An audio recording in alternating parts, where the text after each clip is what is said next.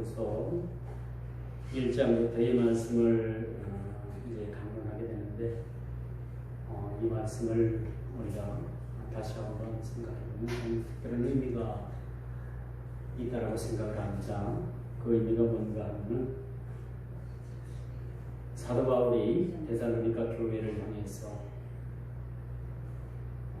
이 편지를 다시 쓸 수밖에 없는 이유가 무엇인가 라는 것을 우리가 한번 생각해 봐야 합니다.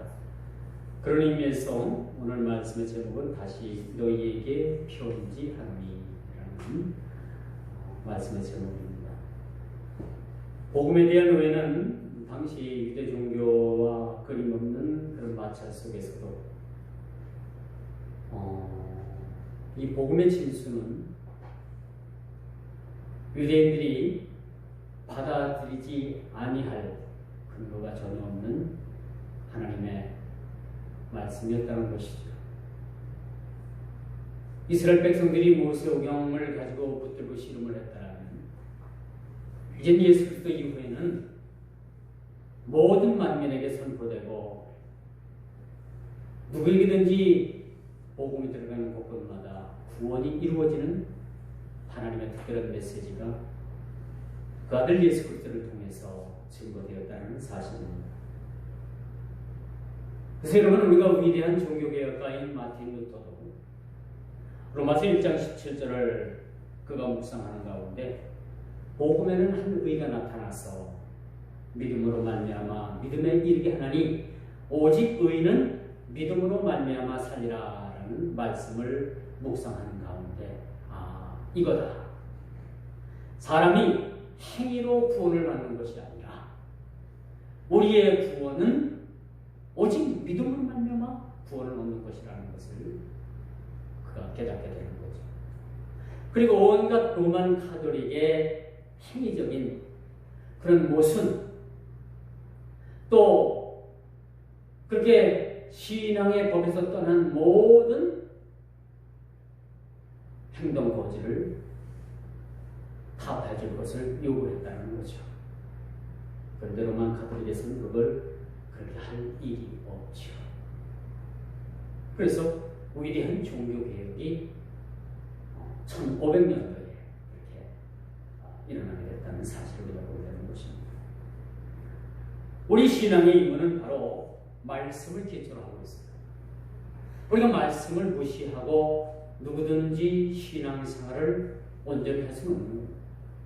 말씀이 육신이 되어서 이 땅에 오신 예수 그리스도를 우리가 믿음으로 받아들이고 그 말씀 가운데 우리가 행동하는 믿음이 사실 필요합니다. 야고보서에 보면요, 믿음과 행위를 같은 선상에서 보고 있어요. 오늘날 많은 신앙인들이 이거에 대한 오해가 있습니다. 믿음으로 말미암아 구원을 받는다고 했는데 믿음과 행위를 같은 선상에서 놓고 봤다는 것에 대해서 이것은 복음의 복음서가 아니다. 심지어는 어떤 학자는요, 지푸라기 서신이다.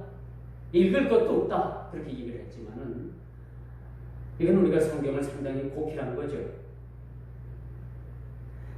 우리의 구원은 믿음으로 말미암는 것이 맞습니다. 정확한 거예요. 이건 불변 진리입니다. 앞으로 계속되어지는 세월 속에서도 이 불변 진리는 변할 수가 없는 것이고 과거에나 어제나 현재나 내일도 마찬가지지만 우리가 믿음으로 말미암아 구원받는다는 그 자체는 변함없는 불변 진리입니다.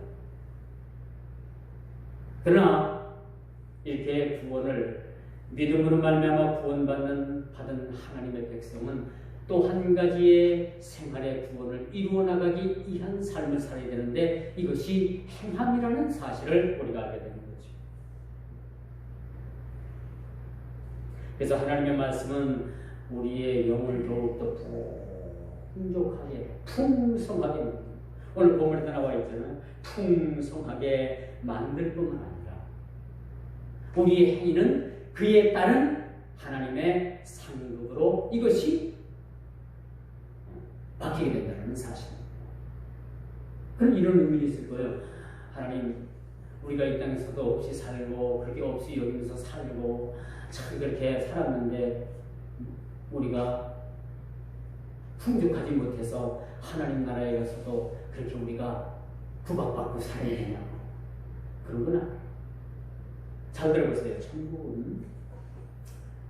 천국은 차별은 없어도 구별은 있습니다.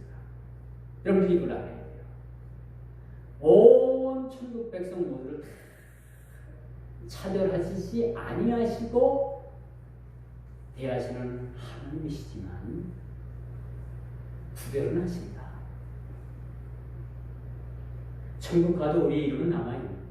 우리 인격체는 남아요. 하나님은 인격의 하나님. 그러므로 우리는 온전한 인격을 갖춘 삶을 사는 것이 하나님 앞에 온전함을 가지고 사는 거예요. 천국에 가도 여전히 우리 인격은 남아있어요. 내 주체가 남아있는 거예요. 우리 모두는 다 객관화되어 있는 그런 하나의 모습들이지만 한 사람 한 사람을 놓고 볼 때는 한 사람의 그 주체성을 우리가 가지고 있는 거예요. 이것이 천국 가서도 그대로 연결되는 거죠. 그 한 사람 한 사람에 대한 구별이 천국에서도 이루어진다는 겁니다. 그러나 다만 천국에는 높고 낮음의 차별은 없어요. 다행이죠. 이 땅에서 차별받고 무시당하고 살았는데 천국 가서도 차별받고 무시당하면서 살면 이거 참 그렇죠. 제가 이거 며칠 전에 교육자회에서 철로역정이라는 영화, 애니메이션 영화를 교육자회에서 모두가 다 무료로 그렇게 교육자회에서 돈을 내고 저희가 영화를 관람을 하고 왔어요. 용안동에 있는 롯데시네마에 가서 한 2시간 남짓 애니메이션 영화를 봤는데 만화 영화 애니메이션이라도 그렇게 좀 괜찮더라고요. 영화가. 여러분 철로역정 내리기 전에 얼른 가서 한번 아침에 가서 보면 5,000원, 6,000원 먹을 거예요.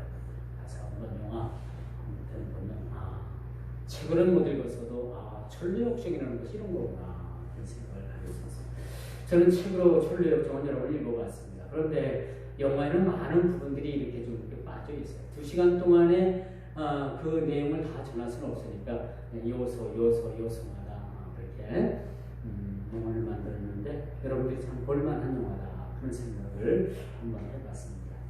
자, 오늘 말씀도 바로 복음을 바로 이해하지 못하고 오해함으로써 이 데살로니가 교회 안에 어떤 부류가 있었냐 하면요, 종말에 관한 얘기예요. 종말에 관한 얘기. 마지막 말세에 주님의 재림이 언제 이루어지는가라는 것에 대해서 상당한 다툼이 있었고 이것 때문에 교회가 성도들 간에 서로 분파가 갈려서 심각한 그런 소모적인 그러한 일에 휘말리고 말았다는 거예요.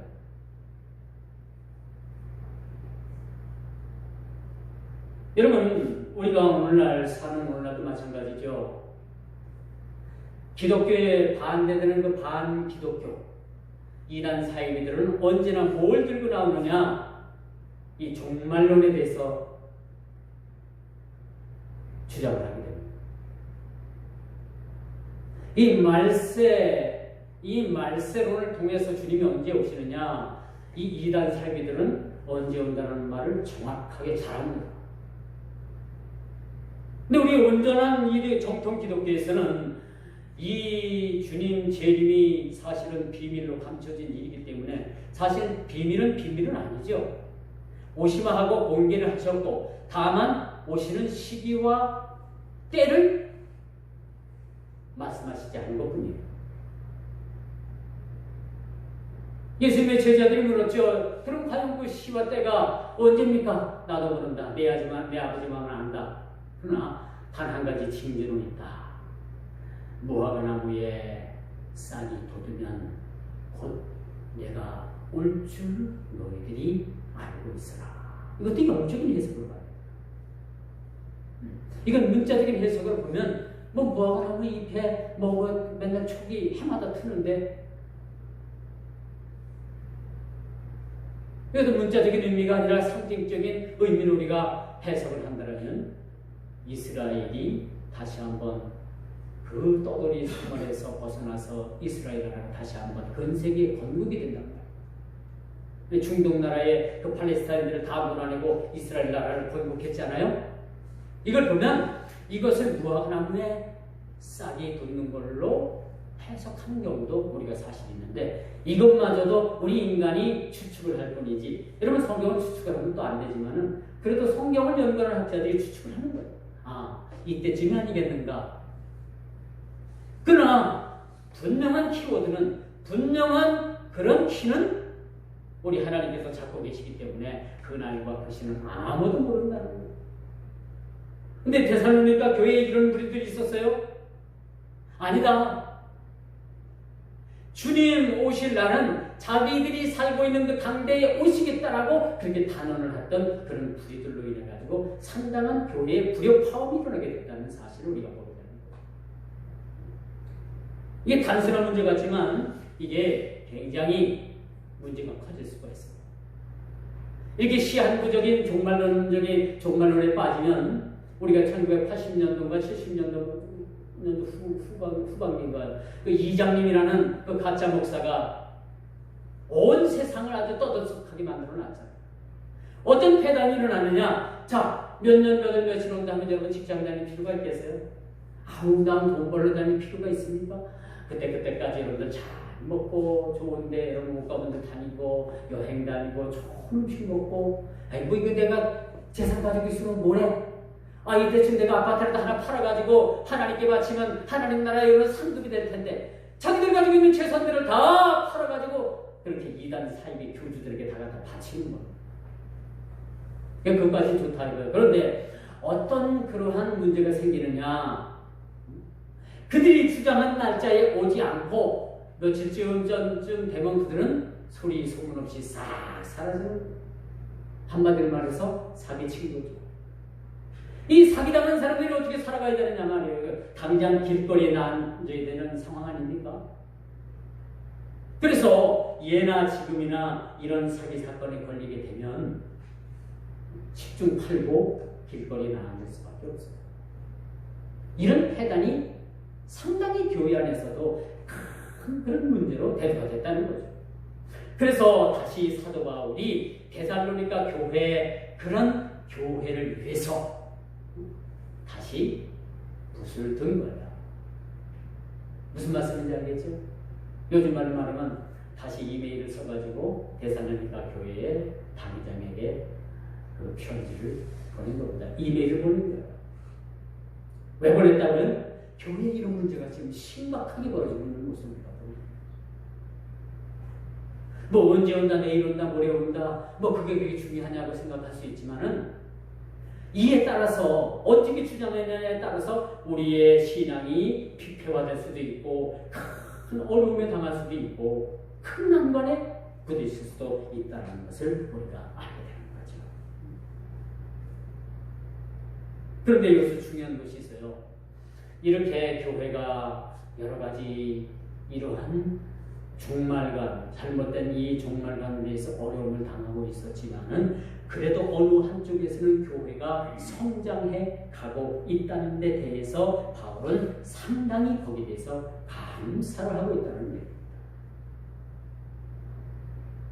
장차 있을 종말론적 사건을 데살로니가 교회 일부가 당시 자신들의 세대의 종말론이 일어날 것으로 그렇게 이해를 하고 그렇게 믿고 그들이 시한부적인 종말론적에 빠져 있는 부류가 있는가 하면 어느 한쪽에서는 그래도 주님이 언제 오실지는 모르지만은 그래도 우리는 우리 해야 할 일을 해야 되겠다 해가지고 그들이 믿음을 지킨 것과 환난과 핍박 가운데서도 그들이 감사할 수 있는 그런 삶을 사는 것에 대해서 사도 바울은 굉장한 칭찬을 하고 있다는 겁니다. 우리가 항상 주의해야 될 것은요, 이 그릇된 그 이단 사상을 가진 이 사이비들은 항상 어느 때나 주님의 재림의 일을 들고 나온다. 뭐 그 뒤에 뭐 여자 문제, 그 뒤에 뭐 물질 문제, 그런 건 두 번째 문제고, 가장 먼저 이단 사이비들이 들고 나오는 것이 주님 언제 오신다. 조금 한 발자국 더 나가면 자기가 자칭 재림의 주례. 박대선이도 그랬고 문선명이도 그랬고 정명석이도 그랬고 우리나라의 유수한 유명한 이단들이 다 자기가 자칭 재림의 주랍니다. 우습죠? 무슨 거? 우리는 한번 딱 들으면 딱 뭐예요? 분별이 돼요. 근데 많은 사람들이 분별하는데 어려움을 겪더라고요. 많은 사람들이 이게 진짜요 가짜인가라는 것을 그렇게 분별하기가 어렵다고들 많이 토로를 해요. 그런데 여러분 이러한 일들이 때가 가면 갈수록 점점점 심해진다는 겁니다. 분별하기가 어려운 거예요. 이게 진짜인가 가짜인가? 아, 이 목사 진짜인가 가짜인가? 아, 이 교회 진짜인가 가짜인가? 이러면 헷갈리고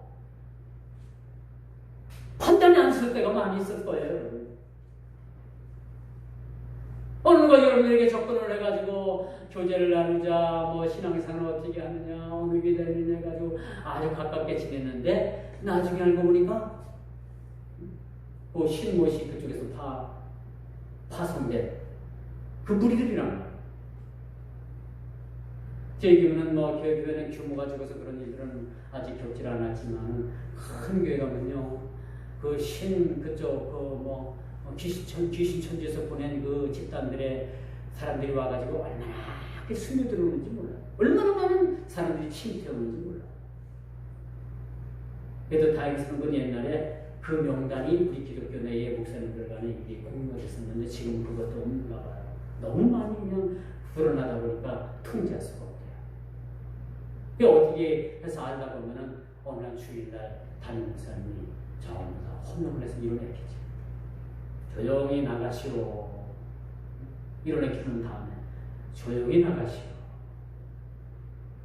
누굴 보고 되는 거예요? 귀신 천지들이 그렇게 침투한 사람들을 뒷조사해가지고 알아가지고 이뤄내켰어. 네. 뭐 수년 전 얘기입니다만 저희 딸이 이제 공주대학교 다닐 때 공주중학교를 다녔잖아요. 정갑생 목사님 학교를 다녔는데 그 학교에 아주 친했던 친구가 있었대요. 근데 이 아이하고 이제 뭐 청년부에서 이제 대학교에서 막 신앙생활 하고 너무 신앙생활 잘했는데 어느 날 갑자기 주일날 담임 목사님이 다 불러일으켰어요. 귀신 천지들. 근데 저희 때 깜짝 놀랐대요. 왜? 자기하고 그렇게 친하게 지내고 그렇게 신앙생활 했던 그 친구가 귀신 천지인 거야. 그래서 너무너무 충격을 많이 받았단 말이야. 상처를 많이 받아. 그렇잖아요. 여러분, 이처럼 이단 사이비들은요, 아주 천사의 모습을 가장해서 이 기존 정통교회에 들어오게 됩니다. 며칠 전에도 그 문화 스티커에다가 딱 떨어지지 않는 그런 부런 스티커를 붙여가지고 제가 그걸 띠다 화가 나서 다음 띠고 놔뒀어요. 그래서 감시 카메라를 밖에다가 하나 달아놓을까 라는 생각도 사실 있어요. 그래서 한번 딱 잡히면은 그냥 그 경찰서 가서 바로 영상 제출해가지고 잡아달라고 해가지고 바로 그렇게 좀 했으면 좋겠다 그런 생각이 있어요. 이놈만큼 이단 사람들은요 여러 가지 미혹된 것을 가지고 우리를 넘어뜨립니다. 그것이 한 가지 들고 아주 레퍼토리 가운데서 빠지지 않는 그 레퍼토리가 뭐냐? 종말론이야. 종말론이라는 사실. 이 자들은요 자의적으로 말씀을 해석할 뿐만 아니라 더불어 말씀을 독해하고 수많은 영혼들을 미혹하게 돼요. 이 미혹의 영에 빠지게 되면요 우리가 사실 분간을 못합니다. 미혹의 영에 빠지고 미혹의 영이 있더라고요. 그럼 미혹의 영에 빠지게 되면은 이제는 우리가 신앙에 판단을 하지 못합니다. 그래서 우리가 늘 깨어있어 기도하고 하나님 이 마지막 때에 미혹하는 영에 우리가 미혹되지 않도록 하나님 우리를 지켜주옵소서. 이런 마지막 때가 가면 가까울수록 여러분요 여기 해 선생이 왔단다, 저쪽 교회에 단 선생이 와서 무슨 집회를 했단다, 저쪽에 가니까 무슨 별 선생이 와가지고 어느 게 집회를 하는데 막 죽은 사람이 막 일어나고 안진뱅이가 막 일어나고 막 암덩어리가 막 녹아나고 그런 일들이 비일비재하게 앞으로 일어나요. 그럼 여러분 어떻게 하겠습니까? 이리저리 막 쏠려 다니겠습니까? 아니요. 그럴 때에서는 애들은 자중하라, 조심하라 라는 말씀을 우리에게 주고 있습니다.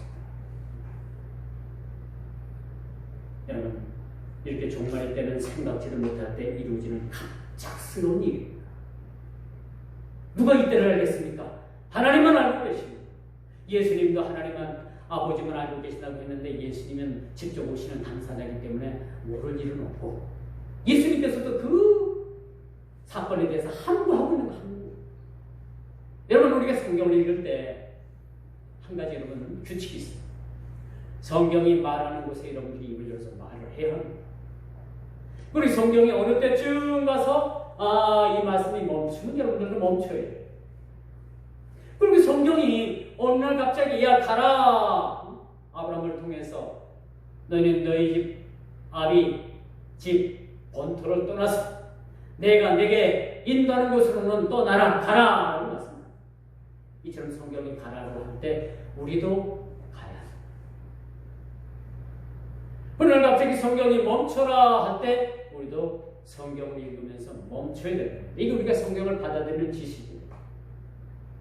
가라 할 때 가고 멈춰야 될 때 멈춰야 하고 성경이 함구하는 곳에는 우리도 함구를 해야 됩니다. 물론 이 함구적인 말씀을 우리가 성경학자들이 여러 견해로 연구를 하는 건 좋은데 그것을 자의적인 해석을 하면 안 된다는 거예요. 자의적인 해석. 자의적인 해석을 하면 이달달거리는 거예요. 정통 교리적인 해석이 필요해요. 그래서 저희가 신학교 들어갈 때 성경신학을 배웠어요. 성경신학을 배우고 여러 가지 우리가 교리신학을 배우고 그렇게 했는데도 성경은 여전히 우리에게 풀리지 않는 의문점이 있는데 그것이 바로 미래에 대한 묵시록이라는 사실입니다. 이게 조심해야 돼요.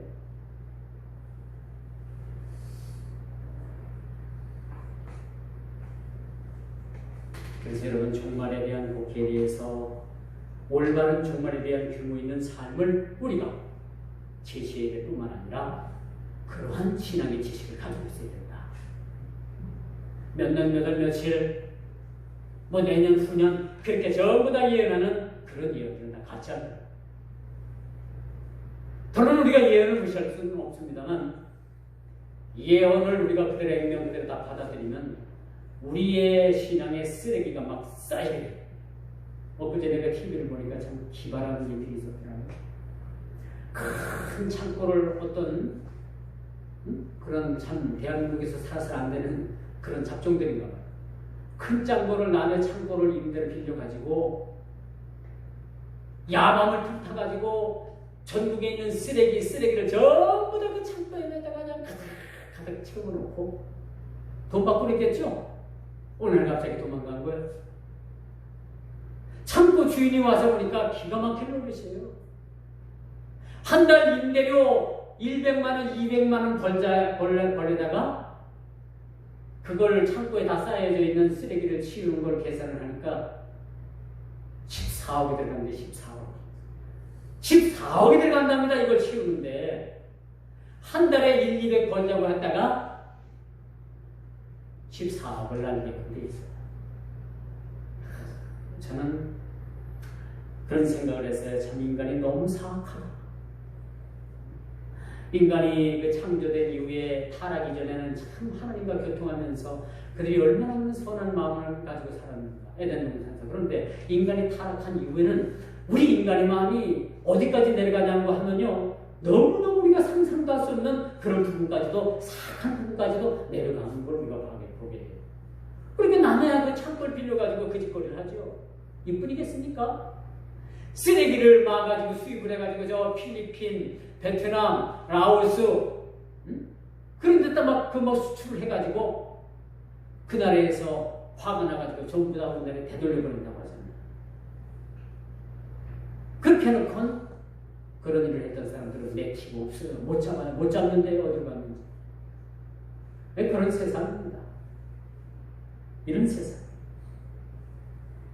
오늘날 교회가 저는 뭘 하는지, 교회가 뭘 하는지 모르겠어요. 이런 사람들 자꾸 깨우쳐가지고 새 사람 만들어야 되는데, 오늘날 교회에 건물은 올라가고 사람들의 관심은 1년 예산이 얼마냐, 당신들 교회는 몇 석이냐, 당신들 교회는 몇 명이 모이냐, 온통 그런 데만 관심이 있지.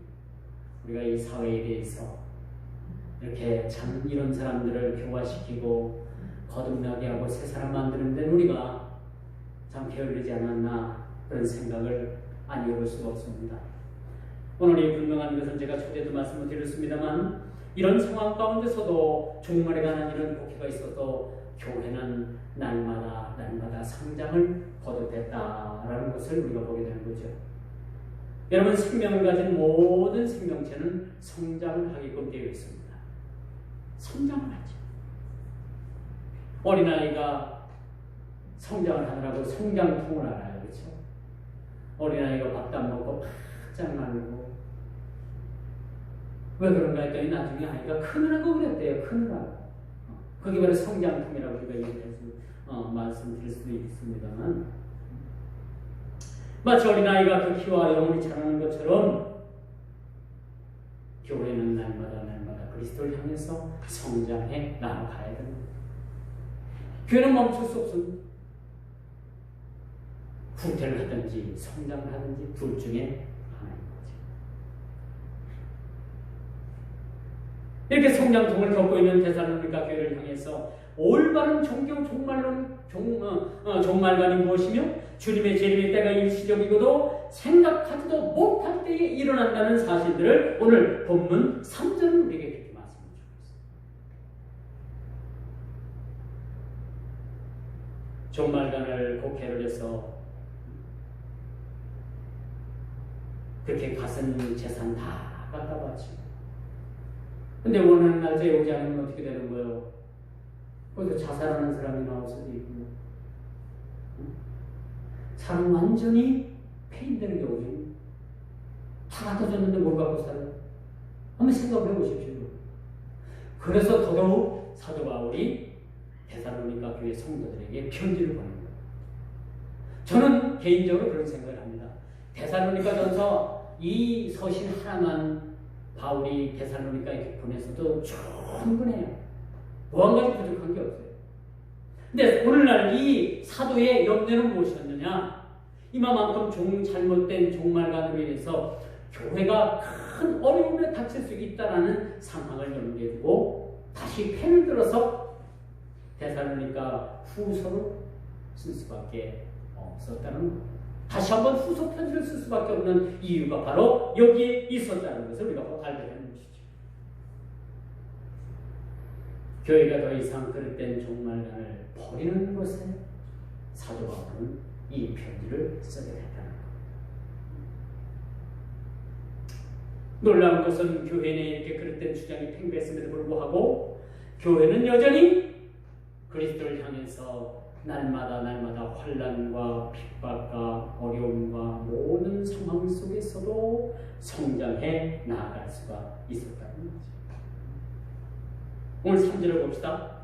형제들아, 우리가 너희를 위하여 항상 하나님께 감사하지니 이것이 당연하면 너희의 믿음이 더욱 자라고 너희가 다 각기 서로 사랑함이 풍성함이니 라고 했습니다. 그들이 온전히 견딜 수 있었던 것은 이단 무리들이 교회에 들어와서 교회를 얼마나 그렇게 힘든 상황 가운데 몰고 갔음에도 불구하고 오늘 3절에 보니까 사도 바울이 하나님 앞에 감사할 수 있었던 것은 그 데살로니가 교회 성도들의 믿음이 더욱더 자라가고 다 각기 서로 사랑이 풍성해서 서로 연합해서 하나가 돼 나가고 있다는 사실을 사도 바울이 보게 된 거예요. 그래서 그 사실을 보고 사도 바울이 감사했답니다.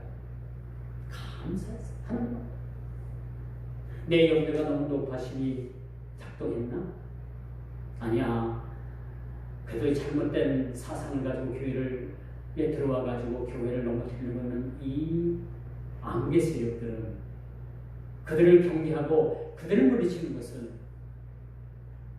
내가 이 사랑하는 성도들에게 권면하고 편지를 쓸 수밖에 없다는 결단을 내렸기 때문에 오늘 본문 편지가 탄생했다라고 말씀드릴 수가 있습니다.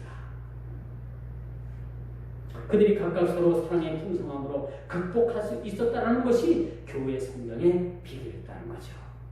그럼에도 불구하고 요즘 한일 간의 경제 보복으로 심각한 경제적인 타격이 지금 이루어져 가고 있는 모습을 보게 됩니다. 참 안타까운 현실이죠. 이걸 보면 역시 그들은 세월이 많이 지났지만 언제나 우리에게는 무례한 사람들이 될 수밖에 없구나 하는 생각을 가져왔어요. 과거에도 그렇고 근세에도 그렇고 이 일본인은 언제나 우리한테 무례한 사람들이죠. 무례한 사람. 그리고 그들이 오늘날 이제 총칼을 들고 쳐들어오진 않았지만 경제라는 그런 무시무시한 전쟁 노름을 시작했다는 사실을 우리가 알게 됩니다. 경우에나 많은 정치인들 중에 그런 얘기를 해요. 야, 일시적인 소나기는 좀 피하고 그런 게 좋지 않겠느냐? 우리가 가서 한번 머리 숙이는 게 좋지 않겠느냐? 그런 생각을, 그런 얘기를 하더라고요. 가서 일시적이지만 그들이 가서 머리를 한번 숙이느냐? 아니면 다른 주장이 있더라고요. 이번 기회에 일본에게 의지하고 있는 일본의 그 어떤 아주 중요한 부속품을 의존하고 있는 그런 의존들을 이번 기회에 조금 우리가 힘들더라도 개선하는 게 좀 어떻겠느냐. 그런 얘기를 하더라고요. 이런 주장이 지금 두 가지 주장입니다. 어느 주장에 들어가서 어느 주장을 여러분들이 선호합니까? 여러분 같으면 어떻게 하겠어요? 이런 주장들이 있습니다. 여러분 데살로니가 교회는요 이렇게 이단 사이비들에게 굴욕하지 않았어요. 굴복당하지 않았어요. 그때 당시 교회에 들어와 있는 그런 정말 면적 시한부적인 그 이단 사이비들이 얼마나 세력이 강했으면 이것이 온 아시아, 온 유럽 이것이 상당한 문제거리로 이것이 대두되었을까 생각을 해봅니다.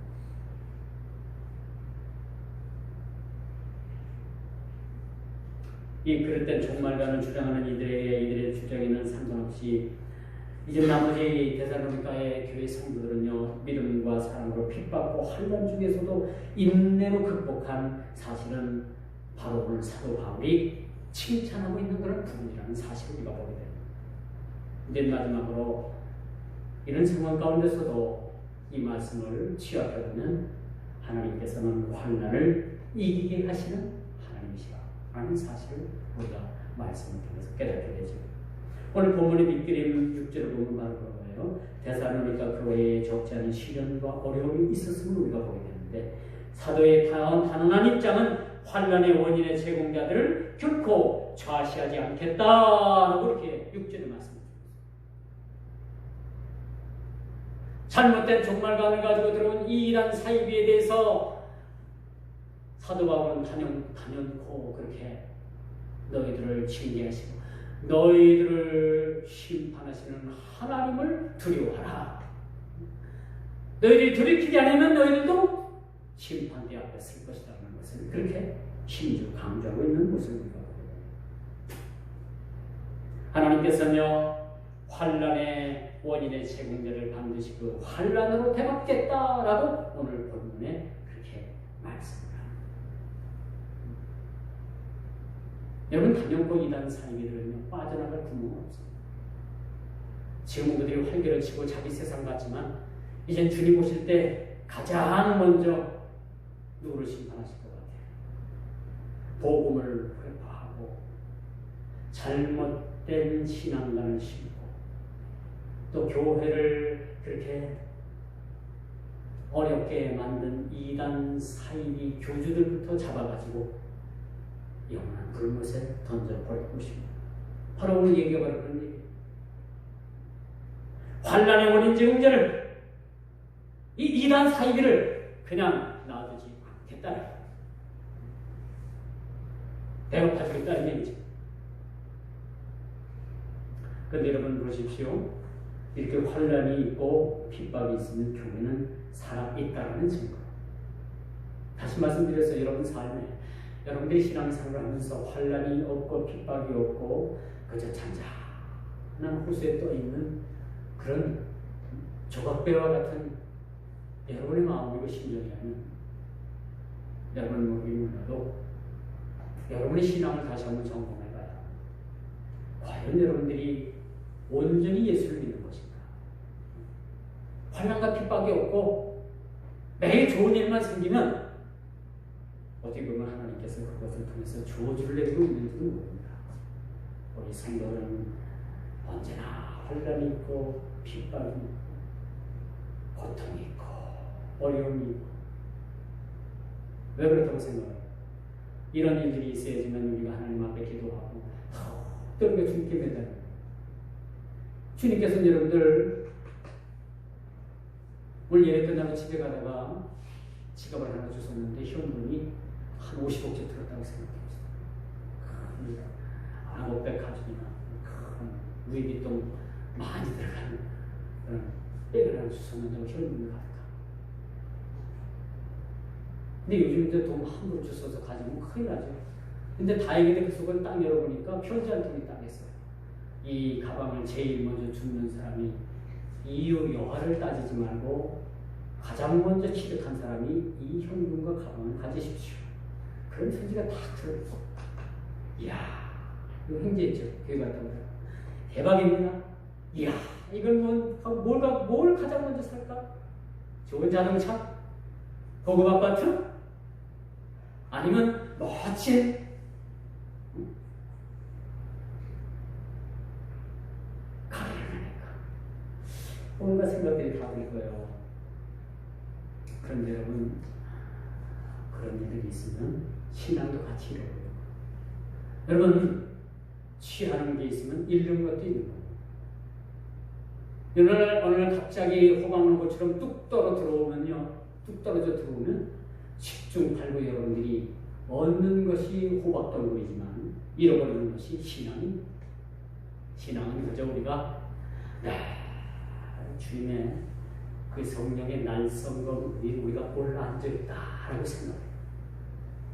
여러분 작두 타는 문화 이게 뭐 진짜인지 가짜인지 잘 모르겠습니다만 작두 있잖아요. 작두 어떤 작두는 그냥 서서히 시퍼런 작두 위에 그 무당이 올라가잖아요.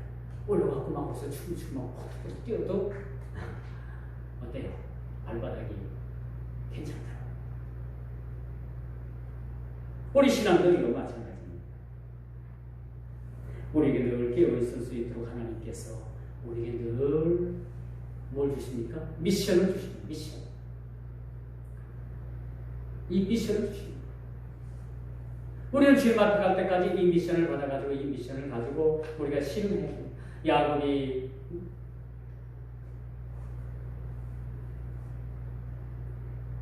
돌베개를 베고서 그걸 잠을 청했는데 하늘에 닿은 사닥다리가 보여지고 거기에 천사가 오르락 내리락하는 모습을 보여주세요. 그리고 하나님께 긍정적인 약속을 받아내고 그가 바단 나라로 떠나게 되잖아요. 외삼촌 외가로 돌아오는 데는 큰 거부가 되죠. 거부가 돼서 돌아오는데 그가 한 가지 딱 실수를 합니다. 그가 하나님과 제단을 쌓았던 내가 다시 이곳으로 와서 하나님께 제사를 드리겠습니다. 라는 곳으로 돌아오지 않고 세겜으로 돌아갑니다. 하나님과의 약속의 이행이 불이행됐죠. 그러자 하나님께서는 그 세겜에서 자기 딸 디나가 성문 폭행을 당하고 그 자기 아들들에 의해서 세겜의 모든 백성들이 다 칼에 그 아들들의 칼에 야곱이 경험을 하고 어디로 돌아오느냐? 어디죠? 베델로 돌아옵니다. 베델이라는 지명이 바로 그런 의미를 가지고 있습니다. 제가 예전에 시골에서 목회할 때 어느 집사님이 찾아오셨다고 목사님 농장 이름을 짓고 싶은데 목사님 하나 추천해 주세요. 그래서 한 가정에는 이제 포도 가공 공장을 해가지고 크게 사업을 해서 거기는 이제 야베스라고 제가 이름을 지어줬고 한 집은 이제 꽃감 농사를 크게 지어가지고 베델 농장이 어떻습니까? 그랬더니 싫어요. 베델은 너무 힘들어요. 그래서 결국은 제가 지어준 이름을 안 쓰고 다른 이름을 썼나 모르겠어요. 안 써서 이름이 없었어요. 이름을 안 쓰고 그렇게 해서 베델은 어떻습니까? 그것은 하나님을 기억하고 내가 다시 돌아올 때는 이곳에 들어와서 다시 하나님께 제사를 드리겠습니다 라고 약속한 장소가 베델. 베델로 가지 않고 마치 욥이 니느웨로 가지 않고 요바로 내려가가지고 다시 스로 도망가죠. 우리 인생은 늘 이런 것 같아요.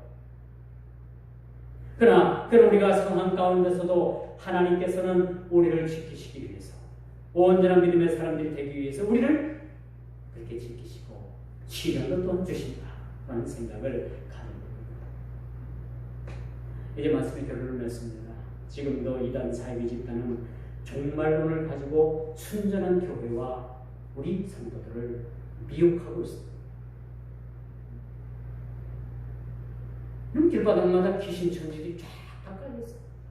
봉사한다고 뛰들르고 동사무회사한테 전화해가지고 아니 우리가 이 무심촌에서 이렇게 이런 휴지 줬는데 당신들 뭐 하냐고 와서 사진 찍어가지고 청주시 시부에 내야 되지 않겠느냐고 그렇게 전화하는 분들도 있고요.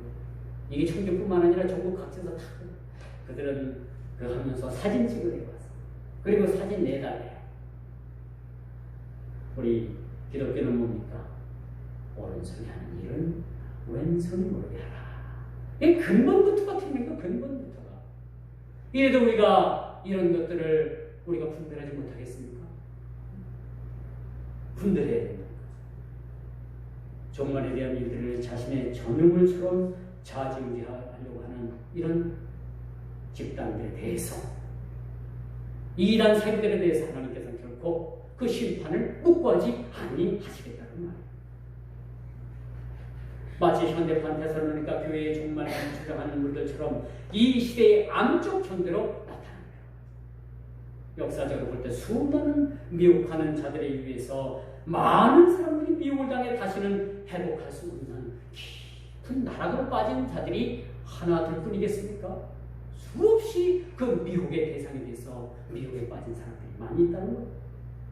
지금도 이 미혹의 나라고 되돌아올 수 없는 곳으로 떨어지는 사람들이 현재 진행형이라는 사실입니다. 오늘 제가 차를 운행하면서 한 가지 느낀 게 있어요. 차가 앞에 한 7, 8대가 쫙 갔는데 내 앞에 있는 차들이 전부 다 천주교 마당으로 다 들어가서 주차를 하는 거예요. 저는 우리 기독교 목사로서 뭘 생각하고 있는가? 사람들이 너무 쉬운 길로 가는 거 아니야. 쉬운 길. 큰 길로 가는 거 아니야. 거가면요, 술 먹게 하죠, 담배 피게 하죠, 아가씨 집 가도, 시학씨 집 가도 뭐라는 데 없죠. 별짓 다 해도, 심지어, 여러분, 신부가 술 먹고, 그냥, 술집에서 난동을 피우고요. 신부 뒤에 따라다니는 처리반이 있어요. 처리반. 그 사람들이 와가지고 소리 소문 안 내고 있는 술값 전부 다 계산해주고 파괴한 게 있으면 싹 넣어주고 더욱더 돈을 딱 주고요. 저 절대 바깥에 새나가지 않게 좀 해주세요. 이 초월하는 사람들이 있어요. 여러분, 천주교 신부 중에서도 알코올 중독이 많아요. 신부들 중에서도. 외롭고 그 사역이 힘드니까 의사들만큼이나 이 신부들도 술을 잘 먹더라고요. 저는 직접 보지 못했습니다만 제가 아는 분들, 좀 관계된 분들, 천주교 신자분들이 좀 있는데 그분들 신부들하고 가고 술도 그냥 코가 비틀어지게 먹는데, 그런데 신부를 욕을 해요. 욕을 해. 욕하는 걸 가만히 들었더니 왜 욕을 하냐 했더니 절대 술을 얻어먹기만 하지 술을 한 잔도 안 산다는 거예요. 저하고 가깝게 지내는 분이 또 그 신부랑 술을 먹었는데, 아니 술을 먹었는데 또 가방을 뒤적뒤적 하더니 좋은 음료수 있잖아요. 뭐 가면은 마켓 가면은 좀 뭐 거기에 인삼도 들고 좀 비싼 거 있어요. 그런 걸 하나 꺼내더니 저만 뻘떡뻘떡 먹시더니 하나 먹어라 소리도 안 해요. 이상하대 날 보고. 원래 신부들은 다 그런 거예요. 몰라, 나도 신부의 세계를 다 모르니까. 그런데 말이에요, 친구. 그렇게 비싼 물 음료수를 혼자 꺼내가지고 가방에 몇 개 있는데 우리 몇 개 좀 줄 줄 알았더니 주지도 않고 혼자만 뻘떡거리고 먹더래요. 그래가지고 다 그런 거냐 그래서 나도 모른다고. 그러면서 어떻게 몇 번을 만나도 어떻게 술 한잔 사지 않느냐고. 그게 뺀질이 한다고. 그렇게 욕을 하더라고요. 그래서 거긴 죽은 종교야. 1920 때 가서 그 주차장에 주차를 해도 저는 하나 들어온 것이 없더라고요. 이미 죽었어요. 생명이 없습니다. 여러분, 생명이 있으면 살아보려고 아등바등 치면 뭐야? 우리가 어려움도 오고 힘들도. 그런데 죽은 시체를 여러분 어때요? 죽은 시체 그냥 소중하게 다시 살아야 될 거야. 이렇게 그런 거 봤어요? 없잖아요. 그냥 갖다 묻어요. 왜? 희신이기 때문에 묻을 수밖에 없는 거예요. 우리 신앙도 마찬가지예요. 살아있으면 반드시 핍박이 오고, 교회도 마찬가지예요. 교회도 살아있으면 그래도 핍박이 오고. 교회가 평온하다고요? 현실에 앉아오고 싶다고요? 교회는 이미 죽은 거예요. 여러분 신앙도 마찬가지예요. 이대로면 좋겠다. 예수님이 변화산을 이 세 제자를 끌고 올라갑니다. 베드로, 야고보, 요한을 끌고 올라가는데 이 변화산에서 거기서 천국을 보여주시고, 여러분 그 신약 성경을 읽으면서 변화산에서 예수님께서 제자들을 데리고 올라가셨는데 거기는 모세가 나왔고 누가 나왔어요? 엘리야가 나왔고 또 누가 나왔어요? 응? 또 한 사람.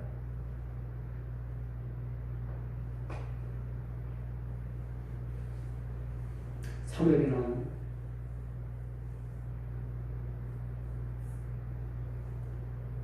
거기서 천국을 보여주신 거예요. 그럼 누가 행설수설해요? 베드로가 행설수설. 하나는 모세를 위해 짓고, 하나는 예수님을 위해 짓고, 하나는 엘리야를 위해서 짓고. 사무엘은 안 나오고. 이게 세 사람을 위해서 집을 지었겠다는 얘기예요. 그게 무슨 말이에요? 행설수설이죠.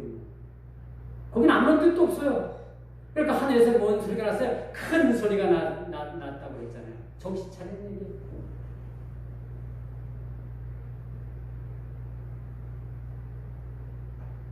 저는 개인적으로 유튜브 채널이 득보다는 실이 많다고 생각을 합니다. 거긴 검증되지 않은 가짜 뉴스도 많고 가짜도 많고 이단 사이들이 올린 이상한 것들도 많고. 그래서 차라리 우리 평신도들은 유튜브 채널을 이렇게 아주 객관화되지 않고 검증되지 않은 그런 여러분 동영상 함부로 보면 우리 영혼에 아주 상당한 악영향을 끼친다고 저는 생각을 합니다. 거기는 증명되지 못한 온갖 쓰레기 내용물들이 오늘 이 시대의 우리에게 얼마나 큰 영향력을 주는지 모른다고 생각을 합니다. 큰 창고를 빌려가지고 야간에 그 온갖 처리되지 않는 그런 쓰레기를 창고 안에 가득 채워놓고 어느 날 갑자기 주인이 가보니까 황당한 거예요. 그래놓고 도망을 갔어요. 마치 검증되지 않은 내용들은 바로 이와 같다고 생각을 합니다. 우리 영혼에 큰 영향을 줄 수가 있습니다. 잘못된 내용들을 삭제해야 한다. 그래서 여러분 우리 기독교 단체에서 이단 사이비들이 올려놓은 그 잘못된 동영상을 지우기 위해서 돈이 엄청 많이 들어간대요. 그리고 그것도 지우는 것도 쉽지가 않대요. 그것도 검증하고 또 그것도 어떤 건 민사재판 해가지고 그래서 겨우 지울 수 있대요. 그러다 보니까 비용도 많이 들어가요.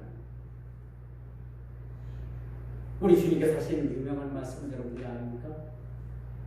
간밤에 마귀들이 와가지고 전부 다 가라지를 심어놨어요. 주님 제자들 보니까 어떻게 해야 되는지 모르겠어요. 주님께 물어봤잖아요. 예수님께. 아니 이 곡식에는 가라지들이 이렇게 많은데 이 가라지들을 어떻게 합니까? 주님 뭐라고 말씀하세요? 놔둬라.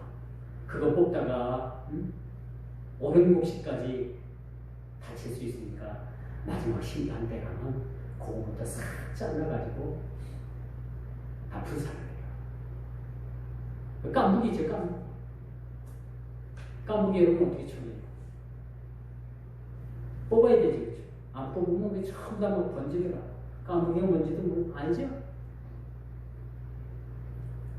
여러분 논에 가서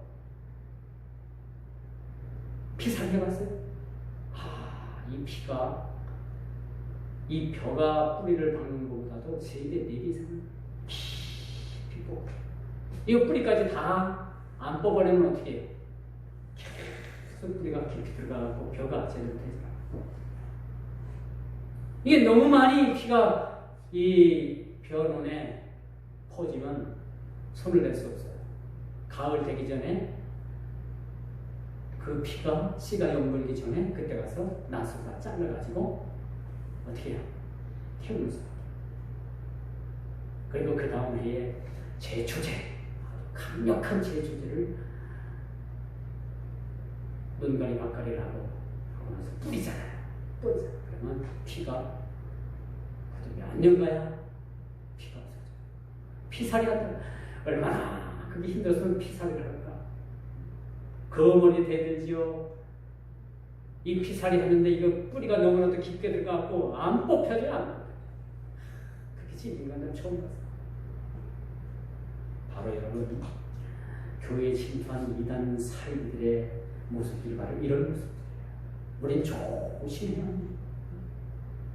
우리 교회라고 이단 사이들이 들어와가지고 이 귀신 천들이 들어와가지고 휘젓지만 법은 없어요.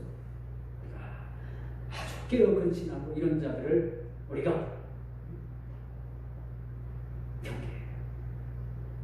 작년인가 언제 또 어떤 여자분이 좀 왔었잖아요. 그렇죠?